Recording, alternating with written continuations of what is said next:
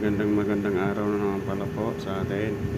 Another day, another video po, another customer na naman po tayo. Shout out pala sa aking client na ang request niya ay skin fade daw ang gupit niya. Kasi yun daw po ang ng school nila. Kaya dyan po tayo. Kaya talagang yung mga spot kinukuha natin. Diyan na pala po tayo sa pagbabawas sa ipit-ipit.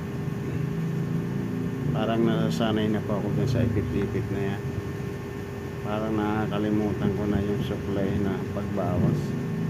Parang nasasarapan na ako dyan sa ipit-ipit na yan, sa pagbabawas na yan, mga guys.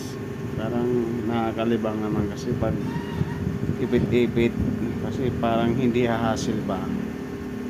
And subukan nyo guys, parang ang sarap ipit-ipit lang. Ayan, nagtano na pala tayo dyan, nagtitiling scissor na pala tayo dyan para mawala yung kapal ng buhok niya, para maging islas po yung buhok niya.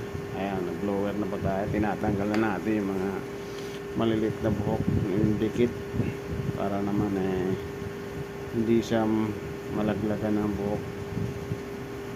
Ayan, Makati kasi po yan. Buti sa amin mga magugupit, sanay na ako kami dyan sa buhok na yan. Ayan, yan na pala po yung natin, linis product natin. Ayan, skin feed po ang tawag sa gupit na yan. Ayan, ang linis naman talaga ng gupit na yan, ha? And sir, hindi magitong customer. God bless you po sa atin lahat. Thank you po.